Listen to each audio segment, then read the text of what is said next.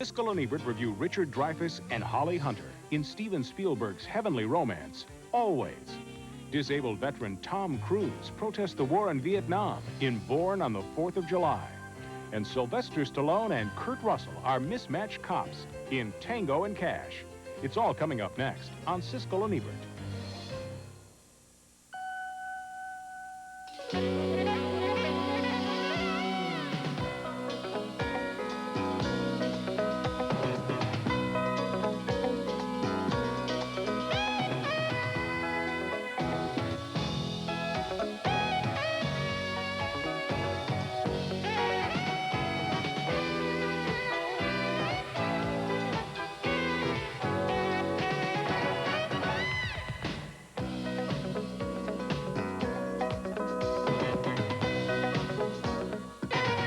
Fuel you got left?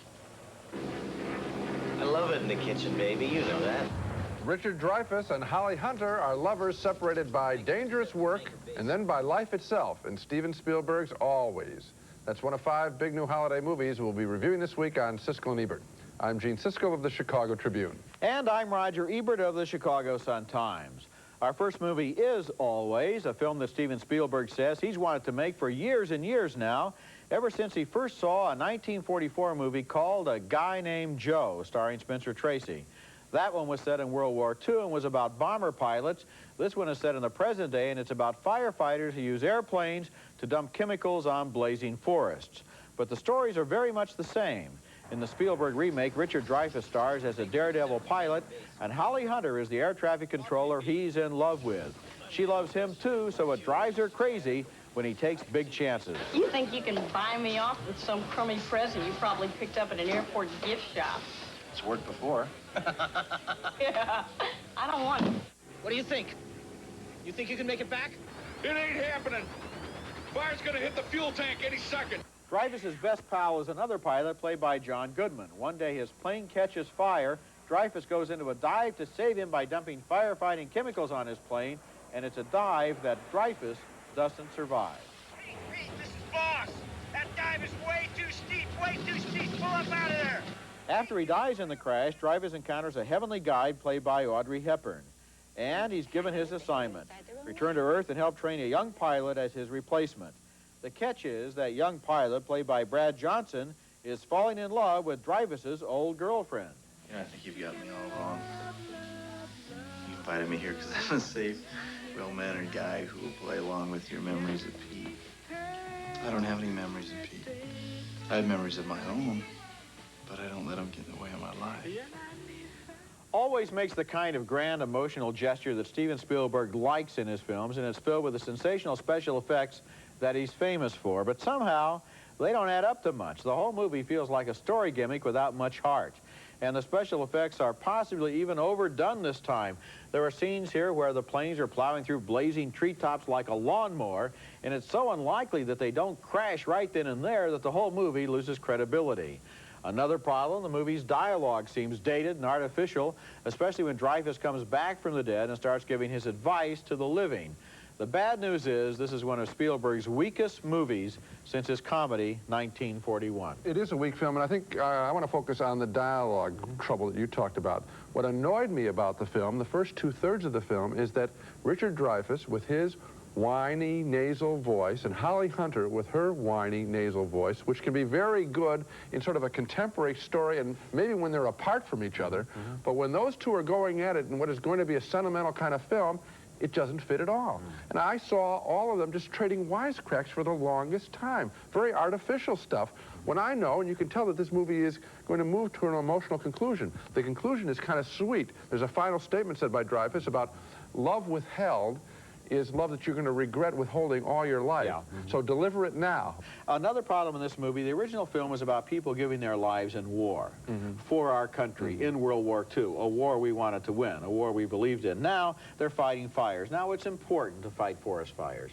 But it's not, I just don't think it's important enough to sacrifice your life to fight a forest fire. And that's what these people, not only does he do it, but Every day they go out there as if they could do it, so that it takes the realistic what are you going like this for? Because I think you're going to be misunderstood. Oh, I wouldn't want that to happen. Okay, no. I think that the forest fires, however important that is, it's important, okay? But this is done in such an artificial way. This isn't really forest fire. This is using the fire as a stunt, the setting. It uses it as a stunt for this kind of emotion. The actual forest fighting, firefighting is forest fighting. Firefighting, that's a worthwhile task. Yes, but it's not worth sacrificing your life for. It's not like World War II. And that's why the basic motivation is missing. I think it's the way it's photographed as a stunt rather than a real activity. Okay, well, I'm glad you kept anyone from misunderstanding me, and now they understood you, we're way ahead. Okay, next film. We didn't like the last one. Our next one is called Music Box, and it stars Jessica Lange as a Chicago attorney who is confronted with the toughest case of her life when her immigrant father is accused of being a Nazi war criminal in hiding. At first, Lange views the charges against her father as ridiculous, and she says that when she and her father meet the accusing prosecutor played by Frederick Forrest. This is a mistake. You've got the wrong Michael J. Laszlo. Like hell we do. I beg your pardon? We don't have the wrong man. I didn't do any of this. It's not me. I'm a citizen. I'm a good American. That's Armin Mueller's style as the father. Once in court, Lange is forced to admit that her father improperly filled out his application in the 40s for admission to the United States, claiming to be a farmer. My father was a gendarme, but he was not a member of the special section. My father worked as a clerk in an office. He requested that assignment because he could not tolerate the brutalities that he witnessed his fellow gendarmes commit.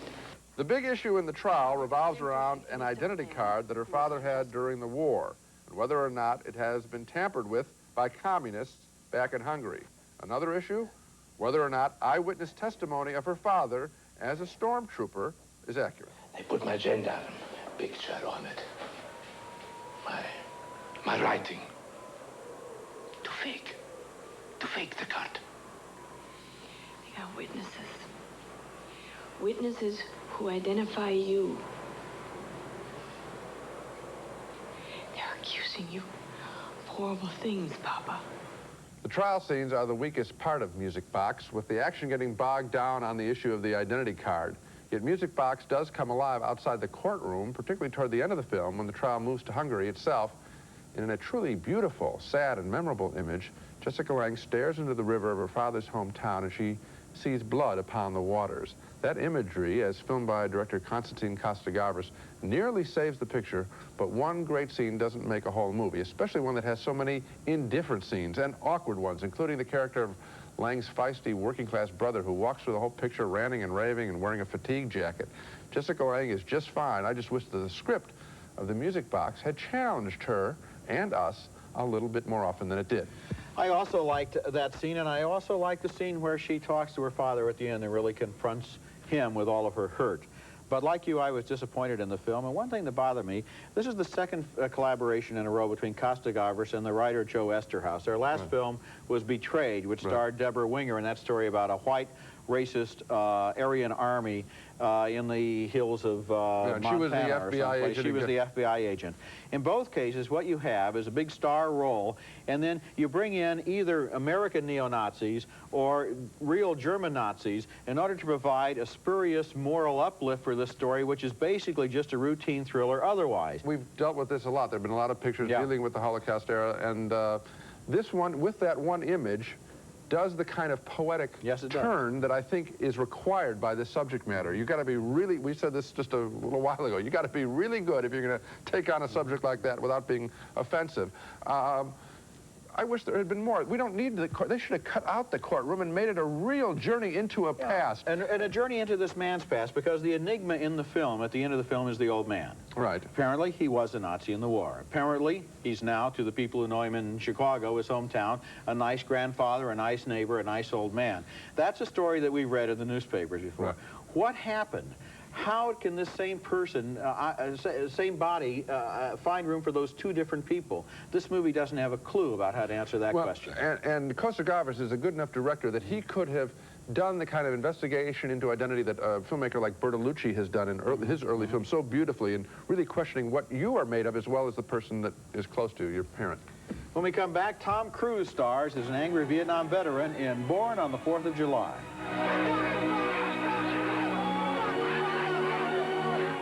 The last time you got your film developed, how many saw this seal on their photo envelopes?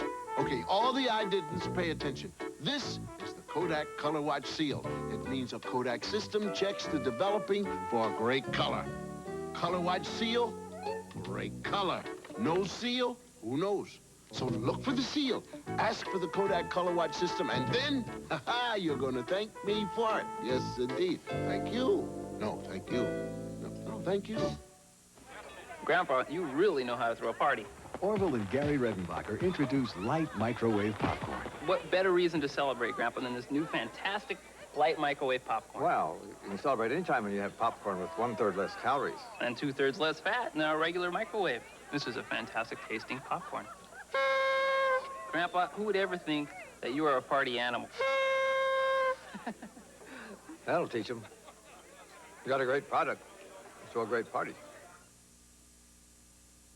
The Toyota Camry. Family Circle magazine named it Family Car of the Year. I love what you do for me, Toyota. The Toyota Camry Extra Value Options Package. You don't have to give up a lot to get a lot. I love what you do for me, Toyota. I put off telling him as long as I could. We had just gotten married. That I'd lost my wedding band. We looked everywhere. It was gone. I'd never felt so terrible in my life. But since I bought it with my Citibank Visa, I got it replaced. Free. At Citibank, almost everything you buy with our card is insured at no extra cost. I was so I never relieved. thought the credit card you used could be that important. Not just Visa, Citibank Visa. Our next movie is Born on the 4th of July, and this is an amazingly powerful and important film built on a performance by Tom Cruise that is far beyond anything this talented young actor has done earlier in his career. It's a brave performance about a brave man, a Vietnam veteran named Ron Kovic, whose autobiography inspired the film. As the movie opens, Kovic, played by Cruise, is a typical teenager in a typical small American town, and he's proud that he has volunteered to be a Marine. I'm going to boot camp soon. I joined the Marines for 4 years, so I go to Vietnam. They say I'll probably go right on the front line. Really? Wow. I see a lot of action. He considers it his patriotic duty to fight in Vietnam, and one day, like thousands of other young Americans, he's seriously injured in battle.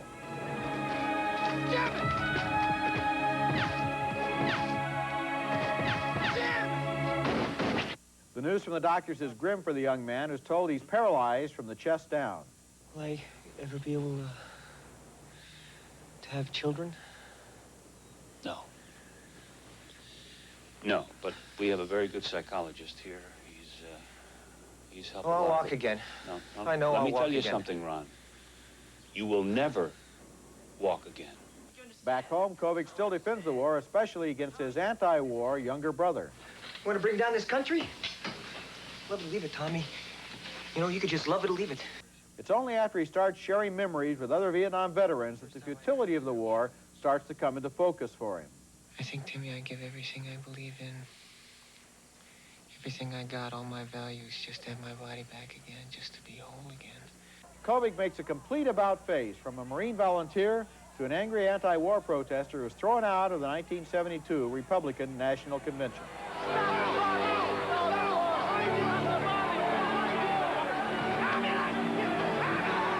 Born on the 4th of July is based on the life of one Vietnam veteran, and it was directed by another one, Oliver Stone, who told his own story in the Academy Award-winning movie Platoon. This movie is like the second half of that story, telling of an America that was bitterly divided over the war, and of one American soldier who reflects that division and bitterness.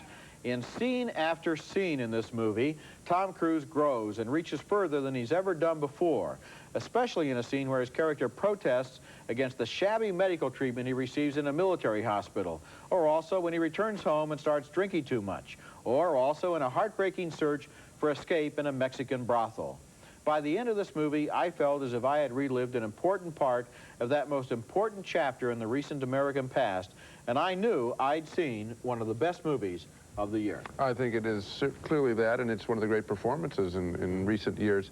I want to focus on the one thing that you mentioned, which was the hospital sequences, because when I think of the greatness of this picture, it really isn't because of Tom Cruise disappearing into character, which he does and does very well, and so you can't see the good-looking, grinning face anymore. That's a terrific achievement. But what's especially good and courageous is, I think, Oliver Stone showing what the veterans have to go through if they have been seriously wounded and crippled. And so we see scenes that are not going to be box office, that are going to turn people off, but are going to make a memorable film. And that is, I'm talking about what they have to do if you're crippled with your bodily functions. And you see these guys and how they have to clean themselves or remain unclean for long periods of time. You see the damage that a bullet can really do. That's the untold story of all violence in movies. What's the after effect of actually getting hit? And so you see how this guy pays, and pays every day, every hour. That's the reality. If you get hit like this, you're in that chair for life, and the anger and frustration and hurt that he feels when that happens to him saturates this movie and makes it so powerful. Yeah, and Kovic isn't always perfect. No. He's out of control at times. You refer to the alcoholism. It's very clear there. The escape into drugs. It's all there. And that's what I'll always remember about this picture. I read one place where, under his contract, Oliver Stone could only go 2 hours and 15 minutes in this film. He went 10 minutes more. They could have clipped some of the sequences we're talking about. Not the falling down, but the hospital stuff. I'm glad it's there. It's a great film. It's a great performance. Coming up next, Sylvester Stallone and Kurt Russell are cops at war with drug dealers and with each other in Tango and Cash. Who do you think set us up? I don't know. I got a lot of admirers. How about you? I got a few. Since the decline in my fortune, I've had to scale down my entertaining. In fact, this year, it's just Dobbs and myself. Holiday cheer, Your Grace. Ah, we still have Schweppes. Tonic water, club soda, ginger ale. Schweppervesses. If only we had guests to share it. I took the liberty, sir. Should old acquaintance be forgot and ne'er. It seems you're still a rich man, Your Grace. Introducing Pepperidge Farm's new snack. Snack, snack, snack, snack mix. With so many tantalizing tastes, it's 7 different kinds of delicious. How to spot a Pepperidge Farm distinctive cookie. Dark chocolate hidden between delicate vanilla wafers is Milano. But soon as you see one, it disappears. If you enjoy skiing downhill, Chevy's got something just for you. America's favorite ski lift, Chevy S10 Blazer 4x4, with patented shipped-on-the-fly Instatrack. Nobody's winning like the heartbeat of America. Chevy's got a blockbuster event for truckers. It's the last great deals of the decade. And now is your time to get a great winning deal on today's Chevy trucks. But get trucking now before Chevy's last great deals of the decade are history. Sharp. Most of the world's made for small people, but I like things made for me, big. Introducing Sharp Vision, the ultimate home theater. A remarkable portable 100-inch LCD projection system that makes every event a big event. Zoom from 20 inches to an amazing 100 inches big. Sports so real, it's like being back on the court again. Sharp Vision, the ultimate home theater. You don't just watch it, you live it. To live the excitement, call 1-800-BE-SHARP. Our next film is called Tango and Cash, a lethal weapon wannabe about 2 cops that is ultimately an exhausting, unhappy entertainment thanks to a hyper-violent story that has feuding cop partners Sylvester Stallone and Kurt Russell emptying a virtual munitions factory of firepower into a gang of drug-dealing mobsters led by Jack Palance. And the boys, and these truly are boys, meet cute as they are both sent from competing police districts in Los Angeles to the same drug deal. They know of each other's drug-busting reputations. You know me, huh? Yeah, I hear you're the second best cop in LA. That's funny. I hear the same thing about you. The drug dealers soon arrange through crooked cops to frame both Tango and Cash, and that forces the boys to bicker even more. My lawyer wants me to cop a plea. Yeah, mine too. 18 months, Lompoc Federal Country Club. I think you'll love it. I understand they open the gym at 5 a.m. You can start pumping early. Predictably, the movie ends with its biggest display of firepower as the boys are outfitted with a souped-up RV in which they attack the gangsters' headquarters.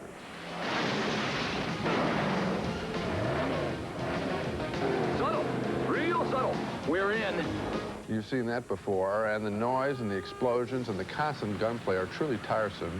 Having seen both Lethal Weapon films recently, these jokes seem lame, and the rivalry of the boys seems fraudulent. Both Stallone and Russell are essentially playing the same want-to-be-liked character, only their clothes are different.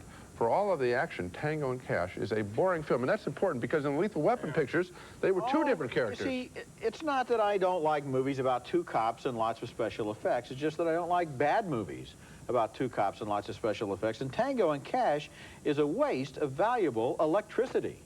I mean, I think they should have just not made this movie. There is nothing there that is worth anybody's time to see. It's a no-brainer movie.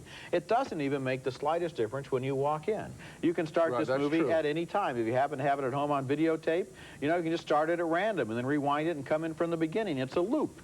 It's a loop of very few wisecracks, lots of explosions, lots of guns, Jack Palance playing with his mice, which is supposed to make him into some kind of a character, plus his obsolete TV screens that were out about 10 years ago that he's so proud of. There's no, I mean, I reviewed it, you just dismissed it. Let's get on to the next. Let's move on, right. Coming up next, Isabella Johnny stars as Camille Claudel, the story of a great artist with a tragic life. Eat your home cooking soup, Rosie. It's different. No, that's just the new label. Don't you recognize all the delicious chicken and carrots and noodles? They just changed the home cooking on the outside, not the home cooking on the inside. Home cooking soups from Campbell's. These are two identical slotted spoons and two very different spaghetti sauces, Prego and Ragu. When you see them side by side, the difference really comes through. Prego spaghetti sauce. Homemade taste. It's in there.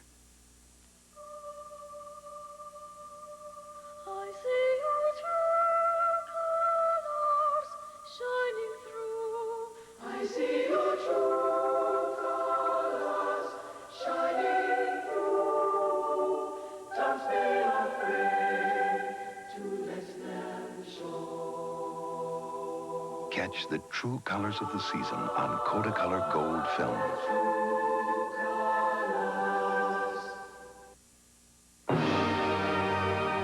The Moscow Circus.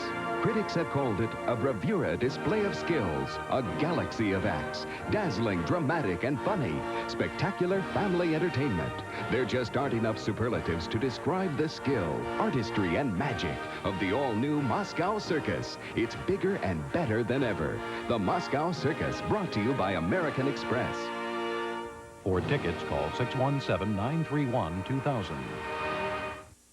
Our next movie is named Camille Claudel, and it stars Isabella Johnny in the story of a woman who was a great sculptor, a passionate individualist, the lover of the most famous artist of her day, and then, when her world began to crumble, was committed to a mental hospital where she was to spend the rest of her life. The woman's name was Camille Claudel, and as the movie opens, she is a young student who visits the workshop of Auguste Rodin, the most famous sculptor of the 19th century. He's played by Gérard Depardieu. Occupez-vous de cette jeune fille, elle veut du marbre. Combien? Des chutes d'aigre. Je vous laisse. J'ai droit à une inspection du ministère des Beaux-Arts. Saluez le Jessie Dixon. Si oui, pour l'accompagner. He gives her that piece of marble and also asks for the opportunity to make a sculpture of her.